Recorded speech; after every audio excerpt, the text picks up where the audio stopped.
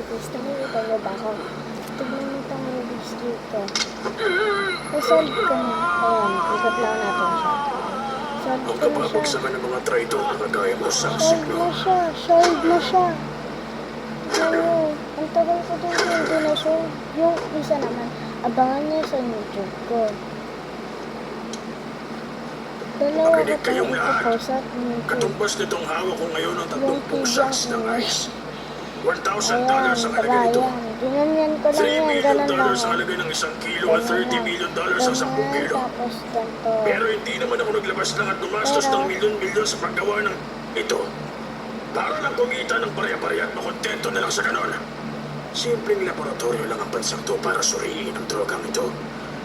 Abangan Kapag niyo maganda yung ang sa resulta ng mga bubuhin ko test din. ngayong araw, Promise. dadalhin na natin ang operasyon natin sa mainland at doon lalong magpapakalat. Wala, ganun lang. Ganyan, tapos ganyan. Ganyan lang. Diba?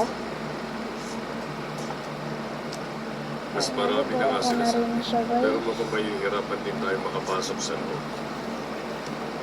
Kaya nga tinawagan ko si Goblin Foot para matulungan na tayo.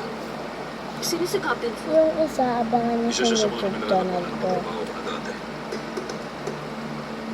Uy, sino yun? Umorder yata sila sa loob. Panoodin niyo pang paano ko siya ginanong ganun. Para mamuo lang. Alam niyo, magpupuwisyo ng buhay. So, kung Hihingin hirap ko yun mo sa nga kanya. sa isang bahay namin, Napakalaking pero pabor hindi naman naman nun. siya malayo. Alam niyo guys, yung malaki, na Pasok ka 10 na. by 10 ba yun? Dalhin mo yan sa loob. Basta, yung na-solve niya na ganyan, ganyan. Tapos pang kabalik niya ng school, dulo na ulit. So, yun lang. Bye-bye.